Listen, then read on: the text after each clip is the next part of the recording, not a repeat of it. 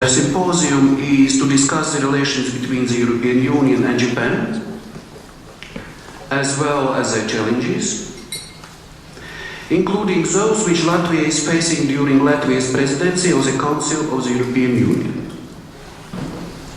The symposium is bringing together high officials from Latvia, Japan and the European Union, researchers and representatives of academia, with the aim of reaching a better understanding of the current situation of EU-Japan cooperation and its potential, as well to take a look at the regional issues, such as Eastern Partnership, developments in the Central and East Asia. So, to sum up, landscape, challenges, and the way forward in the EU-Japan relations. So, as Ambassador of Japan introduced, there are three sessions. The first session is EU-Japan relations, and moderator is Dr. Axel Berkofsky, Professor of Asian Politics and History, University of Pavia, Italy. Each moderator will introduce distinguished speakers from each panel. Each session is 1 hour. The second session is Eastern Partnership and Central Asia, Priorities of Latvian Presidency of the Council of the European Union. And the moderator is Dr. Andris Sprūds, Director of Latvian Institute of International Relations. Afterwards there will be a coffee break. And then security situation in East Asia. Moderator Dr. Ken Endo, Professor of International Politics and Global Government, Hokkaido University, Japan. And by then some closing remarks from my side and lunch hosted by the Ministry of Foreign Affairs of Latvia. Time distribution. As I said, each session 1 hour. There is a short introduction of the topic by the moderator in each session. Speeches or addresses. Lead speaker has 10 minutes. Other speakers around 7 minutes. Afterwards 25 minutes. It is discussion, questions by the audience. And by the end, I'm kindly asking each moderator to provide some concluding remarks on each session. The free Wi-Fi network is available in the room. Username and password is provided at the distribution material table here. From your side, it is to the right. And please be informed that symposium will be recorded and video will be available on Ministry of Foreign Affairs of Latvia YouTube channel on the internet. We expect to upload the video by the Wednesday next week. So let's start the proceedings. I'm giving the floor to the moderator, Dr. Axel Berkofsky. Please. Thank you very much. Thank you very much. I just need to start by saying something to the ambassador. I want something back from you. I want 15 minutes back from you. Can you give me an additional 15 minutes that have been stolen from me already? It's an issue of bargaining, but okay.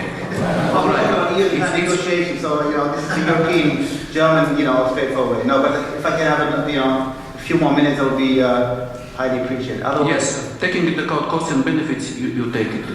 I appreciate it. Yes, thank you. Thank you very much. Well, first of all, welcome everybody, and it's still very early, so everybody's still fresh in here. That's good. That's the benefit of being able to chair and moderate the first session. Everybody is still in the room. So that's very good. And probably we'll stay that way if we decide to lock the doors or something, to keep you here for the second session. First of all, of course, thank you very much for inviting me, Ministry of Foreign Affairs, the European External Action Service, Ministry of Foreign Affairs in Japan. Very much appreciated. Also because it's not the first time that I'm involved in EU-Japan relations, discussing EU-Japan relations. I've done this for quite a number of years. And I have seen personally, or we in our study groups at university and think tank, we have seen things moving forward fairly quickly and surprisingly quickly. Those who like myself, when the EU-Japan Action Plan was running out in 2011, there was a lot of criticism about the slow pace of EU-Japan cooperation. There was a lot of criticism, people saying, nothing much is happening. The action plan is very, very long. There are hundreds of issues on that plan. but the EU and Japan, talk a lot but don't do that much. That's no longer true, I think.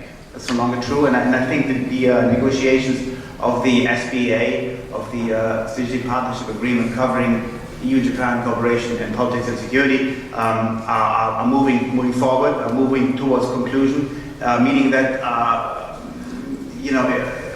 what the EU and Japan are doing already, or have been doing already in international security and politics together over the last 10 years will be further institutionalized. And I think it's fair to say, when you look a little bit closer at what the EU and Japan have been doing in international politics and security, post-conflict construction, peace building, joint seminars, joint development aid projects, I think it is fair to say that the track record of actual on-the-ground EU-Japan cooperation in those areas is quite impressive. So, I think this is very, very important to point out. And this is coming from somebody who has been very critical on this for a number of years. So I would like to stress this, and I would like to start off on a very positive note, that the actual track record, if you have the time, if you're interested in looking more close into what the EU and Japan have been doing on the ground in Asia, in Central Asia, as mentioned earlier, in other regions of the world, the track record is quite impressive. So the actual possibility of the EU and Japan concluding this SPA that has been negotiated since 2013, the prospects of that agreement to be concluded this year are fairly good. Maybe it's not going to take place. We talked about this earlier. It's not going to be taking place within the next 6 months, and I'm very sorry about this. It's probably going to be somebody else concluding the agreement, but then again, we don't know. Maybe Latvia. But again, it is probably has been going faster than it was initially anticipated. And the same could be true for the economic partnership agreement, the free trade agreement that Japan wanted very badly, and has been discussed very intensively. There have been quite a number of problems related to non-tariff barriers to trade, but as far as I understand, these problems are not yet fully resolved. But they are in the process of being resolved, and I think also here the prospects of the EU and Japan concluding something in the near future are fairly good. So this is something that needs to be said. Last sentence is that to be sure, when you work with international politics and security, the EU-Japan cooperation, EU-Japan cooperation in politics and security is not the first thing that comes to mind. It is not something that you're reading in The Economist or in the FT or in the New York Times. It is not making any big headlines, right? It is not a topic that is being discussed widely in the press. But it doesn't matter. It doesn't matter. It is something that the EU and Japan are doing together. It is something that many people thought would take a long, long time. But it's something that is taking place. Plus, very last sentence, to those who say, well, they have been talking about this for a long time. There have been many barriers to these agreements, and it's too slow. I would say, so what? There's no deadline. Life goes on. Life goes on between the EU and Japan, even without those agreements. They will be concluded, but there's no deadline. There's no competition. There's no competition between the EPA and the TPP or TTIP. It's the exchanges in economics, politics and security between Japan, between the European Union and Japan have been ongoing. So we keep our fingers crossed, all of us here on the panel, and also Sensei, we have worked on this together also in the past. We keep our fingers crossed that the agreements will be concluded very, very, very soon. If it takes a little bit longer, we don't mind. Plus, then we have more to talk about, more to write about. But the fact that EU-Japan cooperation on the ground is being institutionalized is positive. But it's not a precondition for the EU and Japan working closely together. Full stop. The Ambassador Taga already did half of my job introducing the Japanese speakers. They're of course well known to everybody. So I will briefly limit to introduce very briefly my fellow European panelists and colleagues. Is of course Dr. Gerhard Sabathil from the European External Action Service, Director for Northeast Asia and Pacific. He's been deeply involved in EU-Japan relations. Of course, in his capacity as director, also involved in process of negotiations. And I think he has been a very, very good representative. I've heard him a couple of times in the past speaking on EU-Japan relations, and I think he has been perceived as a very result-oriented and pragmatic European policymaker in terms of trying to seek to come to a rapid conclusion of this agreement. So I am, of course you are too, because you're here. We are looking forward to hearing from Dr. Sabathil on the current state of play of ongoing negotiations between the EU and Japan. Then, of course, the second speaker, the first time I'm meeting this gentleman, is Dr. Artis, Pabriks, member of the European Parliament. Welcome also to you. We're looking forward to hearing also from you on the EU-Japan relations. Within 7 minutes, we have a little time, and I was warned a couple of times, since my arrival here, to stick to the schedule that was given to me. And as a German living in Italy, of course, I will obey those orders very strictly. Although we are already running late, it's partially also my fault because I'm also already talking too much. Last but not least, of course, we have Ambassador Katakami, Ambassador of Japan to the European Union, was introduced earlier, deeply involved in the process, and of course, looking forward to hearing on EU-Japan from a Japanese perspective later on. Last but certainly not least, is Hosoya Sensei, Professor Hosoya from Keio University, one of Japan's most prestigious universities, and I'm saying this because I studied there as well, so I need to point this out every once in a while. Hosoya Sensei knows a thing or two on EU-Japan relations, but he's also very much connected with the current government. He's I think it's fair to say, a fairly close advisor to Japan's Prime Minister Shinzo Abe. And if I want to, get some first-hand informal information on Japanese foreign security policies, he's the first one I would get in touch with. He, of course, doesn't give me any secret information, but he's always prepared to give me a deeper insight into what Japanese policymakers are thinking. Anyway, this is it for now. We will start our presentations now, and all of you will then later have a chance to come into the discussion when we open up the Q&A. Over to you, Dr. Sabathil. Thank you very much, Mr. Berkofsky. You are right. As EU-Japan relations are accelerating, I will not ask for more speaking time, but I will speak with fast talk.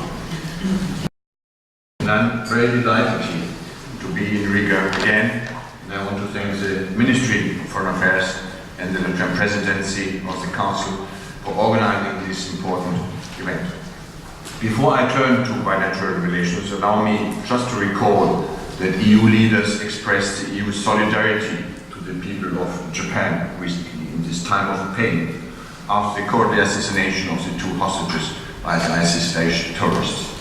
We are fully committed to fight all terrorist groups in Syria, Iraq, and elsewhere, to stand by the people of all countries, recently Jordan, who have been most exposed to terrorism. We will use all our means at our disposal to contribute with partners such as Japan to regional and international efforts undertaken to tackle the threat to life, to global security, and to humanity.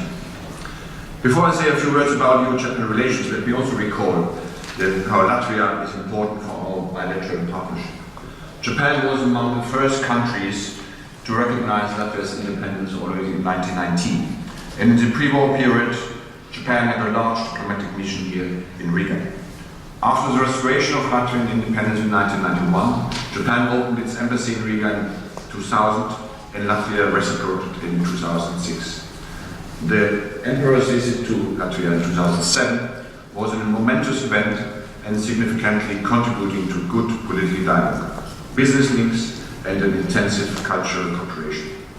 Latvia, as an EU member and good friend of Japan, provides important added value for comprehensive EU-Japan relationship. And in fact, ladies and gentlemen, Japan is a natural, long-standing partner of the EU. We are democracies. We share common values and interests. We are largely civilian powers, but are increasingly willing to deploy military assets abroad also for peace and stability. We believe in rules-based, effective mutualism to respond to global challenges like climate change and sustainable development. Given our combined global economic weight, and internal understanding. We have a common interest and responsibility to show a joint leadership on these issues. And we have not always been able to translate this closeness into joint positions and concrete actions, showing there is still much untapped potential in our relationship. Our relations have matured during the last years. This is true for the economic side, where Japan is, respectively, our second trading and third investment partner in Asia. But EU-Japan ties are not longer only or even primarily economic. Sectoral cooperation has also expanded in recent years, adding further breadth and depth to our relationship, underpinned by a number of bilateral agreements which aim to make an important contribution to growth and jobs in both the EU and Japan. A wide-ranging political dialogue has developed covering international and regional issues of mutual interest. Like the EU, Japan remains strongly committed to strengthening the multilateral rule system, underscored by its engagement in global institutions such as the UN, the Bretton Woods institutions, WTO, G7, G20 and the OECD. The last years, in fact, have brought now a potential sea change in relations. In 2013, we launched twin negotiations for a free trade agreement and a strategic partnership agreement. This was a very remarkable event in the history of our relations. Beyond commerce, the strategic partnership is intended to further develop relations across the board, from dialogue to more operational outcomes, across a wide range of political, global and sectoral issues. Our societies face comparable challenges, such as remaining competitive towards rapidly emerging economies, coping with the aging of our populations, empowerment of women, addressing energy and commodity security concerns. Ambitions like the ones we are pursuing with the two agreements cannot be fulfilled in a day. Negotiations of both agreements are complex and will continue throughout this year. As the EU's chief negotiator, I can tell you, while we are eager to conclude these negotiations rapidly, of course, getting the substance and the ambition right is more important than speed. I will elaborate more about the growing security cooperation in the third Panel. So let me just update you on the visit of the Japanese Foreign Minister Kishida in Brussels just 2 weeks ago.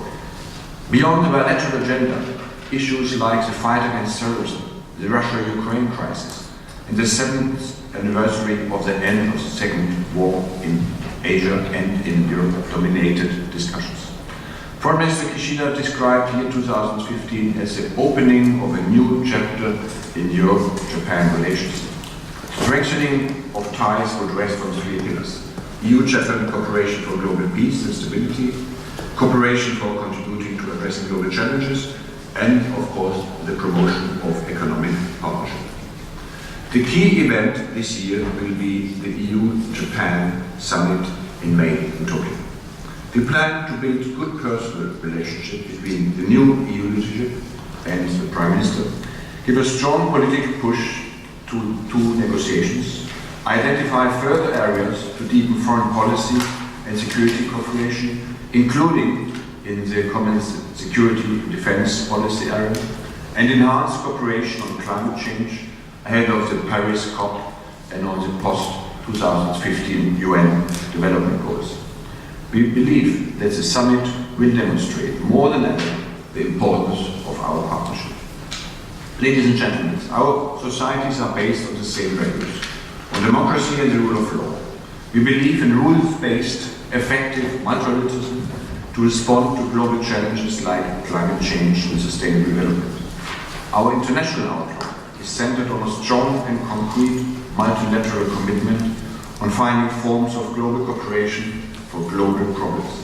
And we believe in the peaceful resolution of disputes through active diplomatic engagement and in accordance with international law. There is also a scope for closer cooperation on human rights, including on gender issues, which Japan has made an international priority for itself. Let me conclude by saying that I believe that the EU-Japan relationship is in great shape and it has been key to the success of our prosperity.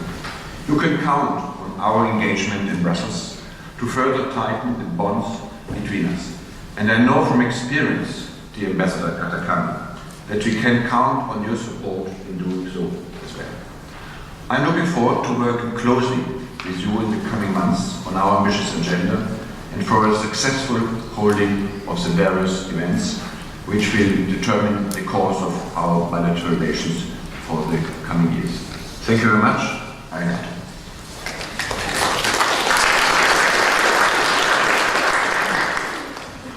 Thank you very much, Sabathil. I mean, that is what I call German solidarity. You just give me like 5 minutes, so we are recovering quickly.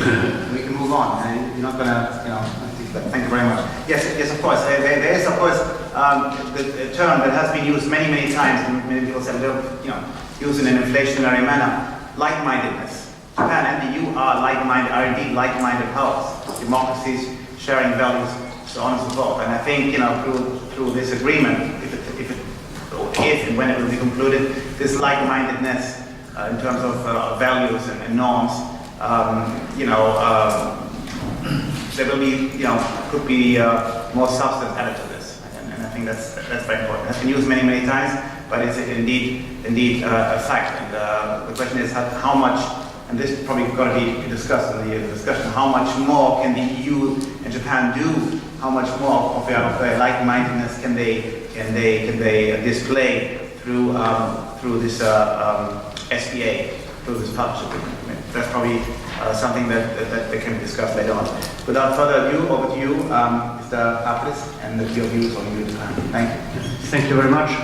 Well, first of all, as a Latvian member of the European Parliament with some insight in the Latvian government affairs, I probably will start with telling that the Latvian presidency started in not the best times for our country, because there is a lot of challenges for the EU and I would say certainly globally. And these are the challenges which we are facing just as a nation, also as the European Union together, and of course also as a global society, which means also Japan.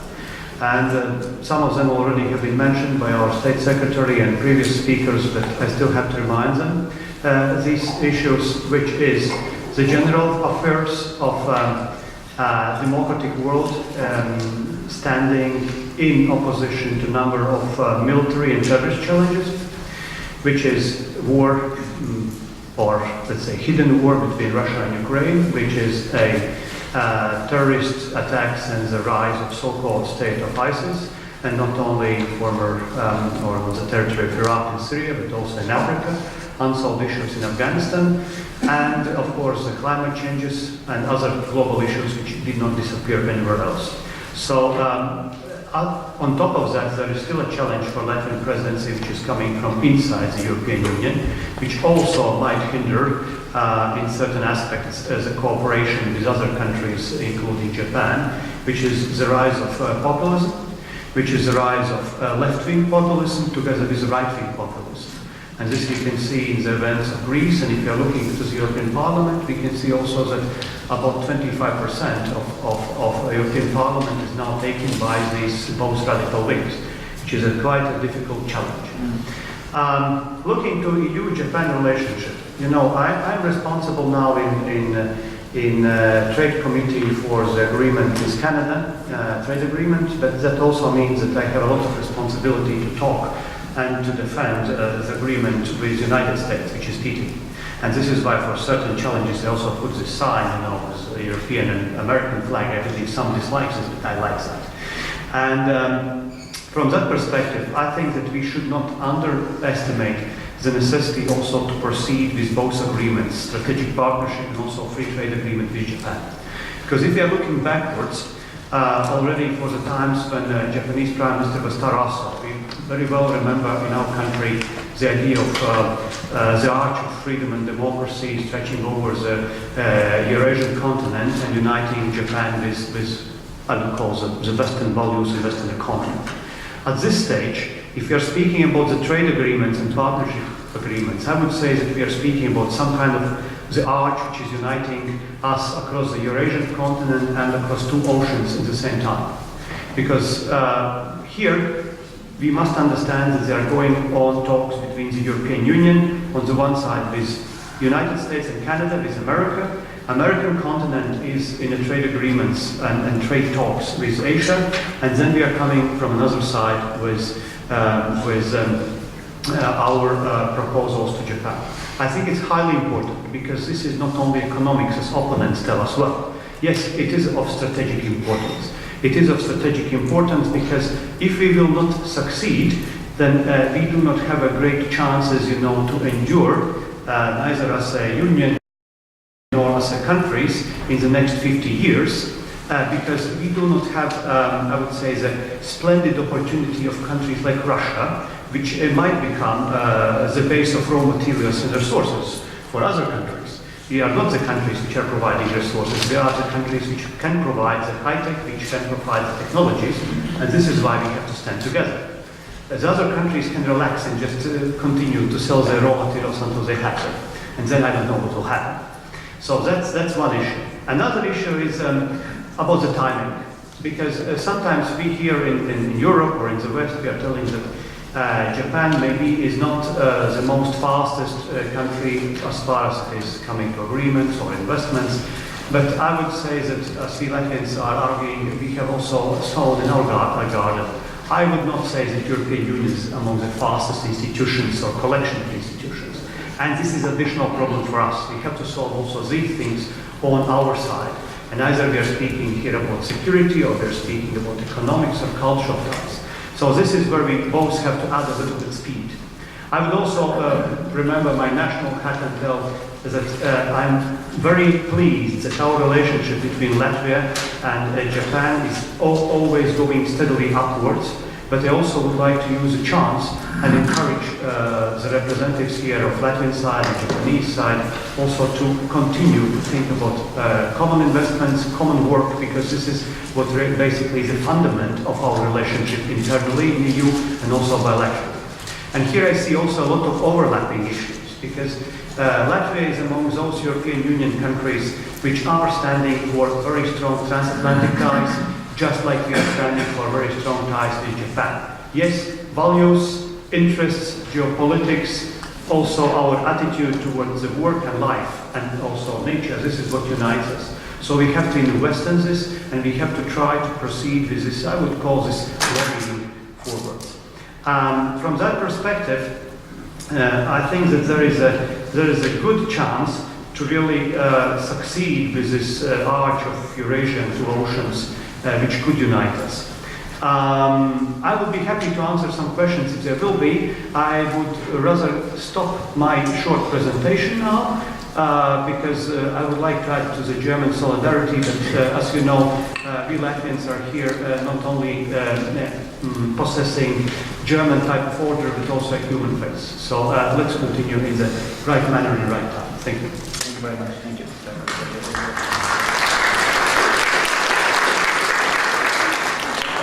Very important also to point out, to briefly say what has been said before. There is of course a certain urgency on the conclusion of the free trade agreement or economic partnership agreement, because for those of you who are not familiar with the issues on the EU-Japan trade and investment agenda and what was standing or is probably to some extent still standing in the way of a quick conclusion, is of course, at least from a European perspective, and I'm not judging any on this, but it's a European perspective, or European Union perspective, is the issue in Japan of non-tariff barriers to trade, right? Which is making, again, from a European perspective, or which have been making over decades, European investments, again, from a European perspective, costly, time-consuming, so on and so forth. So what was standing in the way between what was also said, a quick parallel adoption of those two agreements together from a Japanese perspective, of course, is a certain resistance to European requests to abolish and eliminate all of those non-tariff barriers to trade and investments. Or, put it this way again, even more diplomatically, to what, from a European perspective, are non-tariff barriers to trade, which, because from a Japanese perspective, many of those non-tariff barriers to trade are just embedded into Japanese business culture, and there we sometimes have the feeling that the Europeans and the Japanese are not talking exactly and always necessarily about the same thing. But again, we're looking forward to seeing the results of the efforts to overcome those difficulties in definitions and if and when this EPA will be concluded. And again, sure, there's certain urgency to be quick, but I would argue this is not, and that can be discussed. Also, the questions have been put on the table. There is no direct and real competition between the Japanese bilateral EPA and everything else that is being discussed. I mean, that would be my position, but of course, in the spirit of academic freedom and democracy, many other opinions are of course allowed. Without further ado, over to Ambassador Katakami. Again, also you, 7 to 10 minutes would be very much appreciated. Thank you. I will join the coalition to make it short, my remarks short. But thank you, Dr. Axel. Pleased to have this opportunity to be here today. And my special appreciation to Latvian Ministry of Foreign Affairs for co-organizing this symposium at an early stage of its EU presidency. I know how hard it is. It's been somewhat a pleasant surprise for me to realize that 5 months have passed since I arrived in Brussels to assume as an ambassador in charge of the European Union. But I must confess that I still feel like a relatively newcomer, especially dealing with the so-called EU institutions. It's always a challenging job. But even in my brief stay in Brussels, I am pleased to see that there is a constantly expanding horizon of cooperation and collaboration between Japan and EU, from that of trade and investment to the area of international diplomacy, security agenda, and to that of a cooperation in the area of space, IC, and cybercrime, to name but a few. Also, I'm pleased to see both Japan and EU working together as entities who share fundamental values and principles such as freedom, democracy, human rights, rule of law, contributing and playing a leading role towards the peace and stability of international society. The area of trade and investment, it is evident already that the EU and Japan are essential to each other. Our two economies account for about a quarter of the world's GDP, and for Japan, EU is our third largest trading partner after the United States and China, and the trade volume between Japan and the EU is now amount to 51 billion euro in each direction. The volume of Japanese investment to EU is second largest, only to the United States on a cumulative basis. In the field of security, in recent days, in order to strengthen our partnership with the EU so-called CSDP, Common Security and Defense Policy mission, Japan is working in cooperation with the EU mission in Mali and Niger. As recent as last October and November, our self-defense force and the EU NAVFOR, EU force, have conducted a joint counter-piracy exercise to strengthen the cooperation in the Gulf of Aden. Speaking about this exercise, Admiral Lando of the EU Naval Force commented, I quote, "Although the European Union and Japan are geographically far apart, we are very much global partners, sharing common values of democracy, maritime trade, and freedom of navigation." I greatly appreciate such an encouraging comment as we look towards further development of our cooperation. Nevertheless, there is a great untapped opportunity or the potential for both of us to work and achieve together. And this year, 2015, will be one of the most challenging years for EU and Japan. As mentioned by Dr. Sabathil, last month when Foreign Minister visited Brussels, he expressed his determination to mark this year as the opening of a new chapter for Japan-EU relationship. One of the biggest challenges lies in the area of trade and investment, namely to establish a framework for an ever closer economic partnership through EPA or FTA.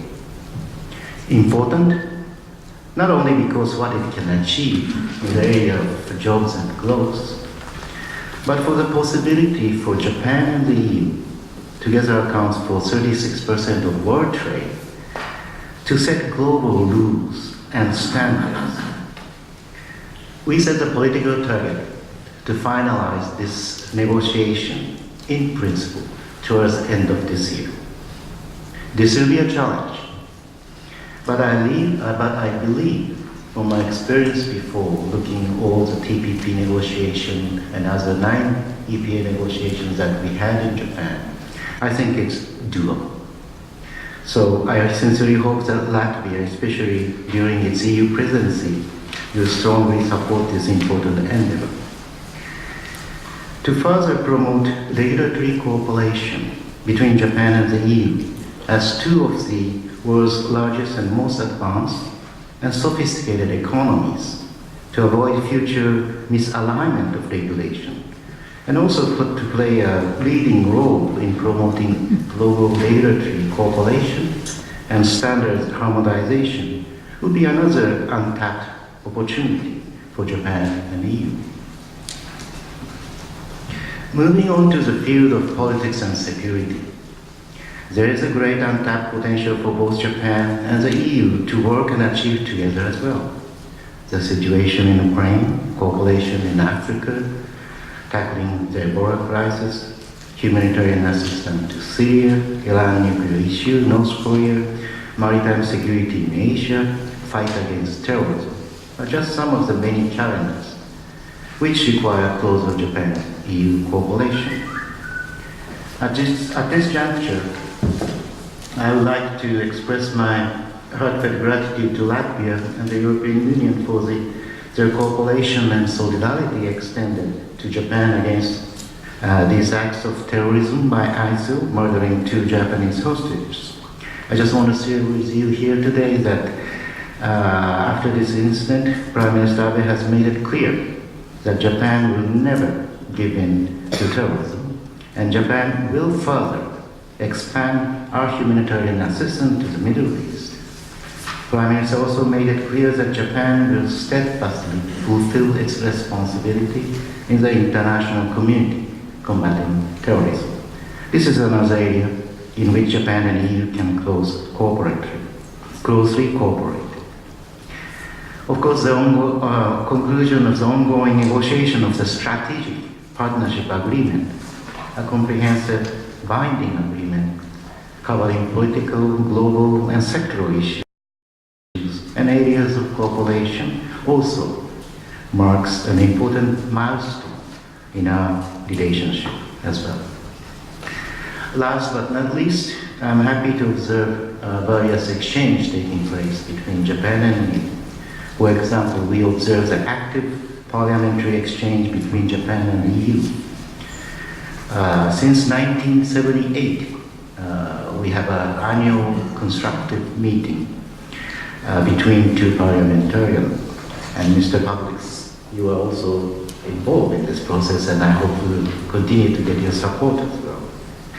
Also, I'm happy to note that the EU-Japan Fest, a Japanese organization assisting European capital of culture activities, has organized 13 traditional Japanese cultural events during European Capital of Culture, the year 2014.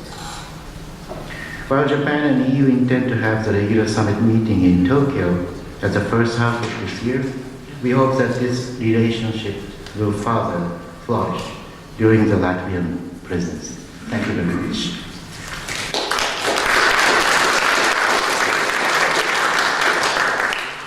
Thank you very much, Ambassador. Also, to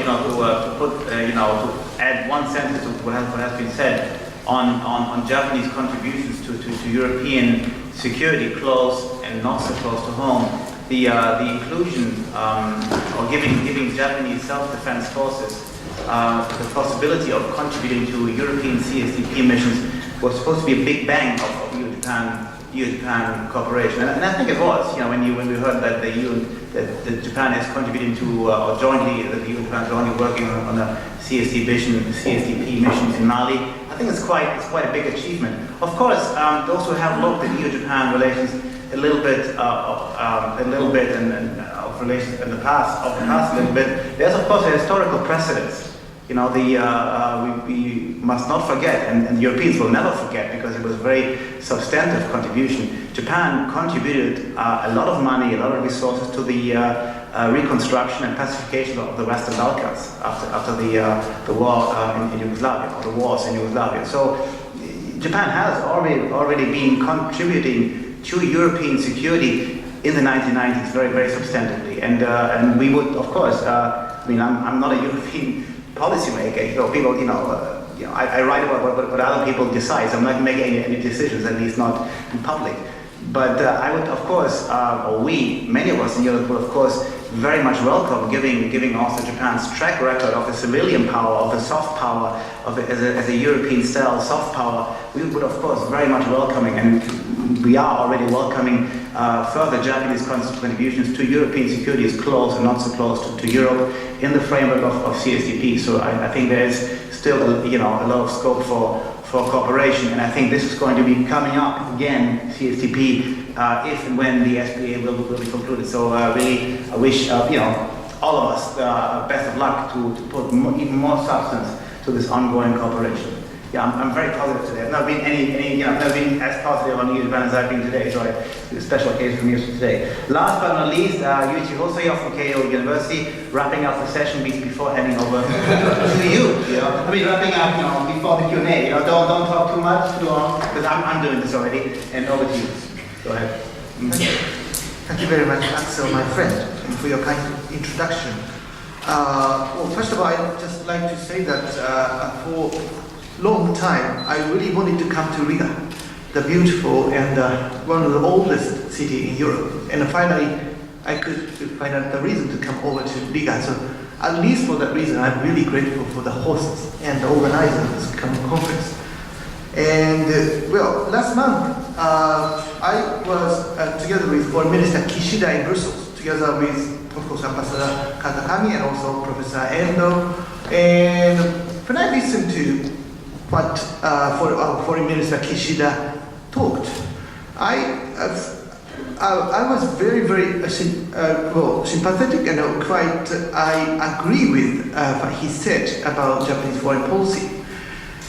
He said that Japan should become not just an important partner to the European Union, but he also said that Japan should be a reliable partner for the European Union. The reason why I agreed very much with what he said is that this year marks the 17 years anniversary of the end of the Second World War. Japan invaded China. Japan colonized Korea. And Japan disregarded international law, human rights, rule of law, and Japan retreated from the League of Nations.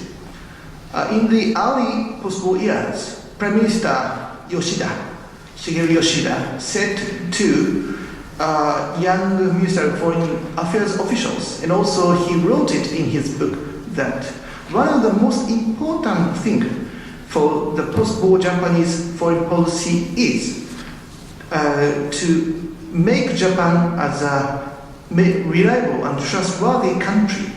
Trust is the most important thing in foreign policy, he wrote.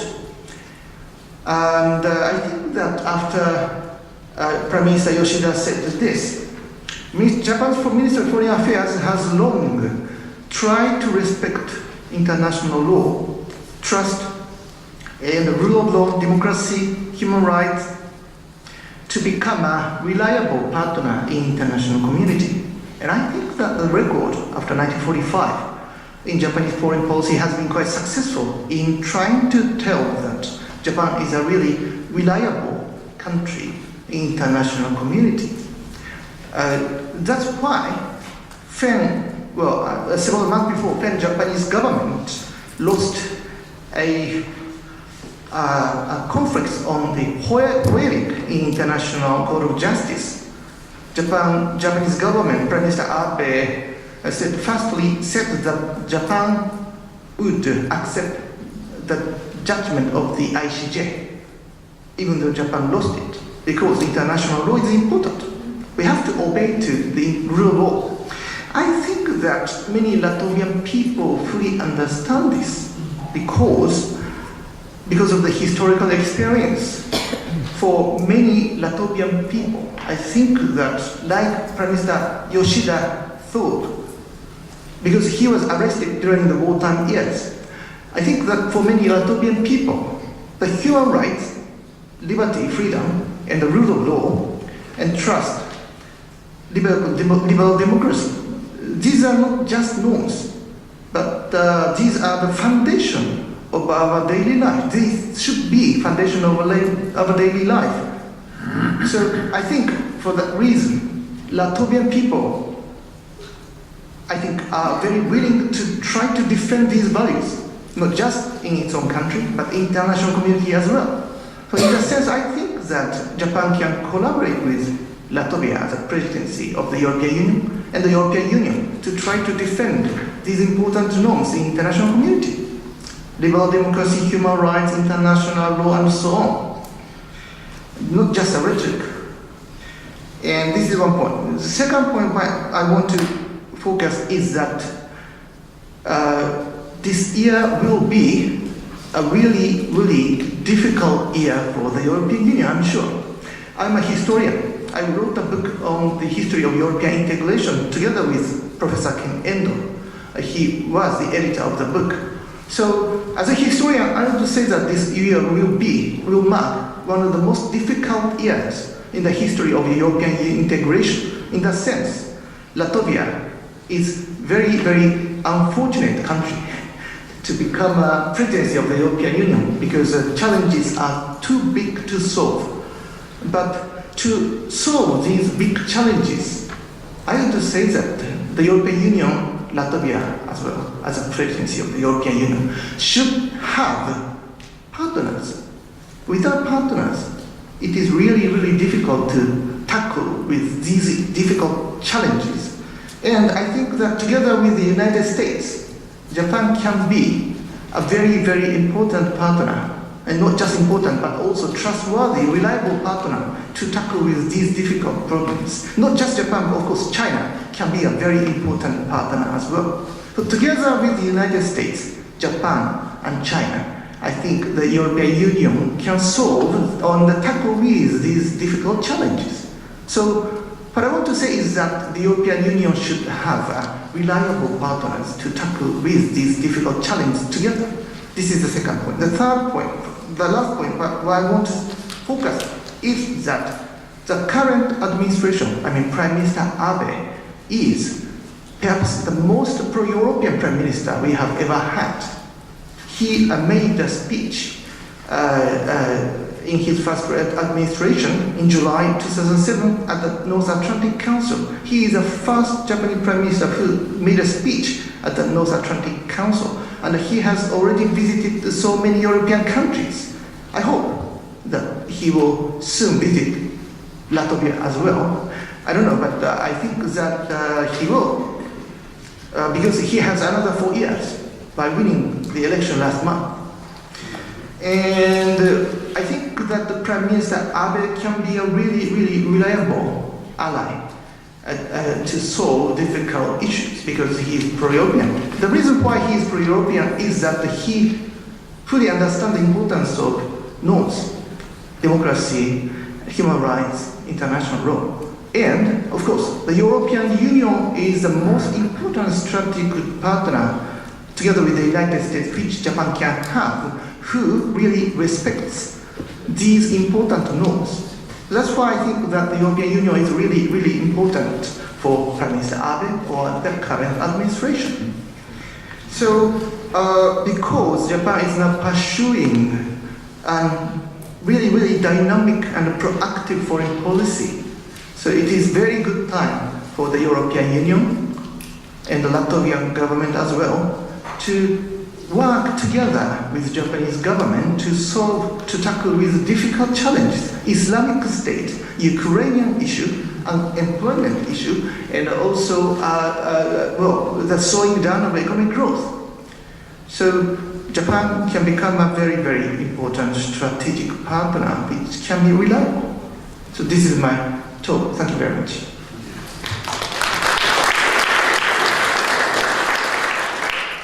Thank you very much. I'm sorry, Professor Berkofsky, 15 minutes we have for a discussion. Right. And I would like to ask the audience, when you have comments or questions, please introduce yourself and the microphone will be provided. Perfect. Thank you. Thank you very much, Ambassador. So, I'm not going to say any more, but leave it up to you now. Now there's 15 minutes for Q&A. Please keep brief in your questions. And then please also mention to whom of the panelists would like to address your question. Go ahead. The floor is yours. So don't be shy.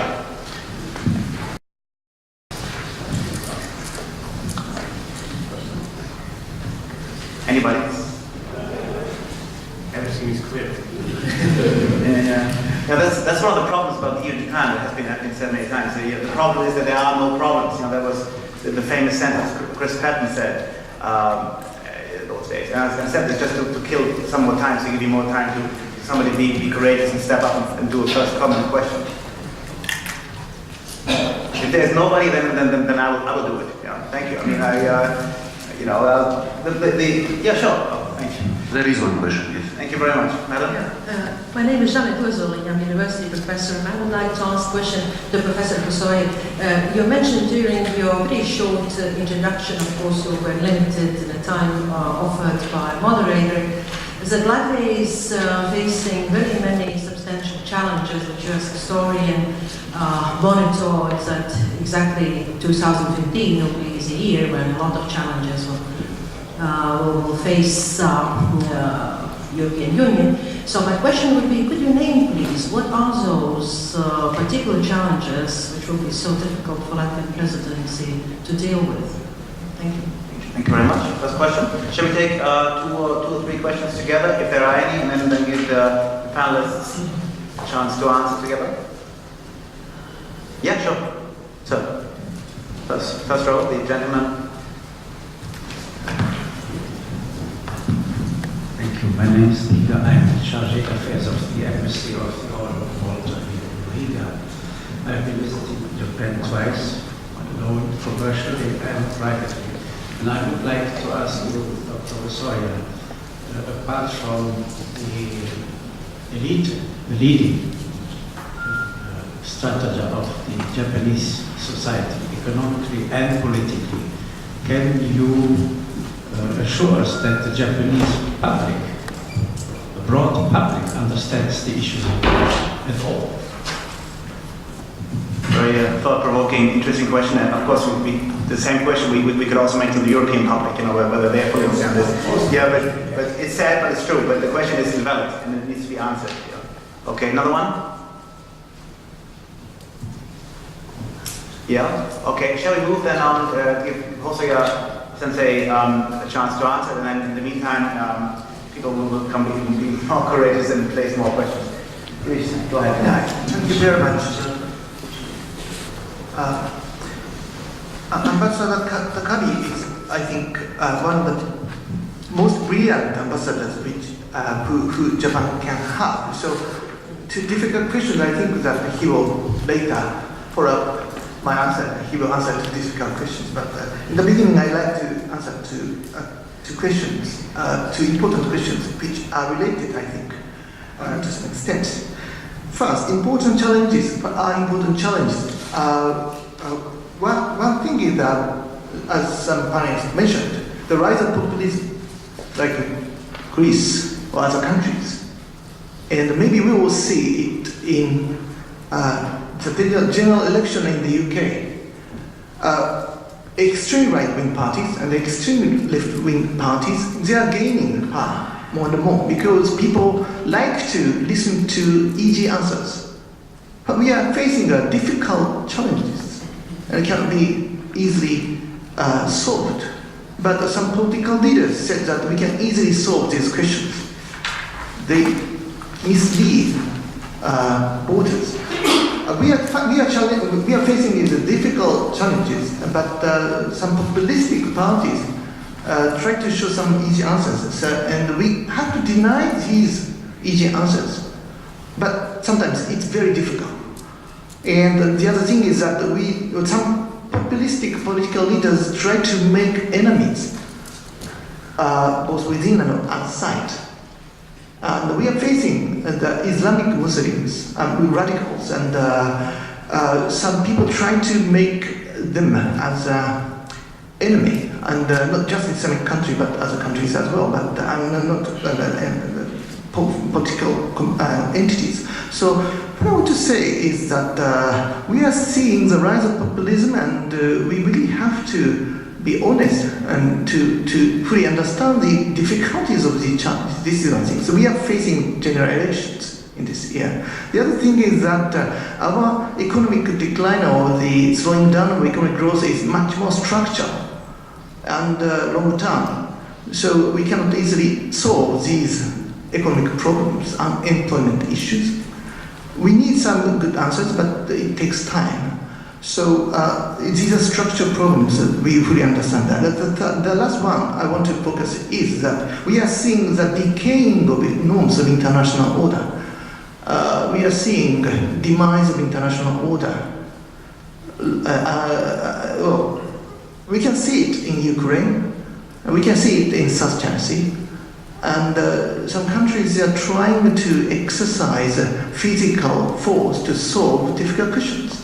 And we all have to stick to the peaceful means to solve. We have to base on international law, because we face difficult challenges and disputes. So this year, what I'm saying is quite vague things, but I think that the European Union has to be honest to tell the people within the European Union that the fact the European Union is facing is really, really difficult structural problems. Thank you. Thank you. More questions?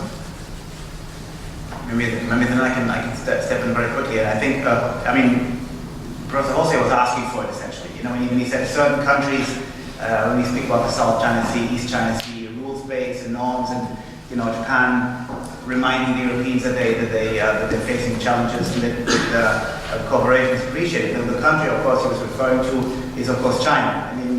Hosoya Sensei mentioned China also in his talk and saying, and I was surprised about this, and that gives you a view of his diplomacy and of his desire to be balanced. And I think he was balanced. But the problem is, of course, China and what is going on in East Asia, especially in Asian territorial waters. And I think, and that's the question to our Japanese panelists from here, is that Japan, let's put it this way, Japan would appreciate more European insistence on international law, on rules and norms. Of course, we have that word too. And Japan would appreciate very much a tougher, but a more outspoken, tougher European stance on territorial disputes and on a certain country, which of course is then China, imposing its territorial policies onto others, including Japan. And I think this is something that, especially Japan's current government, under Japanese Prime Minister Shinzo Abe, who's known for its ambitions to let's say to increase or to improve Japan's profile as a middle status defense power would be very much appreciated. And I think from the statements from this one today and from other statements I've heard today, Japan would not mind, let's put it this way, a stronger European Union opinion on very assertive, sometimes aggressive Chinese policies in general, and those related to territorial claims in Asia in particular. Is that true, Japanese panelists and European panelists? Is that something you would support? I would like to add here, actually, as far as the analysis, and then maybe Japanese professors might comment. You see, in my understanding, security challenges in both continents or in both geopolitical locations, in Europe and in Asia, are challenged by more or less the same principle, mainly by those for whom at this stage international law and system of justice, as we understand it, is a secondary to power and political interests. And this you can see with Russia and you can see with other challenges. And I think from that perspective, we are actually facing the same dilemma. Because how can we ensure with theoretically willingness to keep peace and not to challenge somebody and find diplomatic solutions, how can we find an agreement with opponents who are actually disregarding such type of solutions who are actually not holding them true? Dr. Sabathil? Can I my European policy privilege? European first. No, then Spartans. We can alternate. I don't want to create a crisis. Fine. Without wasting time, I'll answer some of the questions. Maybe we have the third session dealing with the security situation, so we can go on in depth there. But just briefly answer to the question. We, from our viewpoint, welcome that the EU has in recent years stepped up its constructive engagement both in and with Asia. But of course, there's a real, we have to face the real world, and there's a talks about soft security, hard security kind of thing. But from my experience, we are really appreciative that EU always continue to be vocal on what's happening in, for example, in Asia as well. Vocal in the sense that, for example, it's been already part of EU policy, but for example, every dispute must be solved peaceful, diplomatic way based on international law, rule of kind of things. So from my perspective, at least not to show the vacuum of attention in any place. In order to that, EU has a lot of role to play. That's how I see it. Thank you. Dr. Sabathil, To alternate it to be very brief, because I had the privilege to be on another panel again. I think there are, of course, situations in Europe and in Asia where we need to be clear also to differentiate between partners and neighbors. And from this point of view, it is clear that our neighborhood policy, this is another aspect, should be interest also for Japan. What is so important to underline is that these security issues are not dislinked from what we have just expressed, namely the economic, the infrastructures, the trade, the investment issues. So the situation we are aiming for of a web of close relationships between us and several countries in East Asia, and what should be envisioned there as well, is, I think, the best guarantee and hindrance that now in the year of 2015, the reminiscence of 70 years ago or of 100 years ago gets not too strong. It will be very important how European leaders, not only in Moscow on the 8th of May, but in general, and how Asian leaders will address the issue of the 17th anniversary. And we are talking about this very frankly, openly, we are cooperating. But what I just say before the statement later in the panel is that, of course, we have achieved something in Europe with a remembrance culture of some countries, my country, after the Second World War, and with regional security integration, which was not achieved so far in East Asia. And so far, we have to look to the East Asian partners firstly to do this job themselves. There is no OSCE in East Asia. By no means, the Europeans would very much welcome if there would be a security superstructure also in East Asia. And we're looking very much forward to what was announced today in Japan, that there will be in March another meeting of the foreign ministers of China, Japan, and Korea. All three strategic partners, accidentally all in my basket of countries responsible.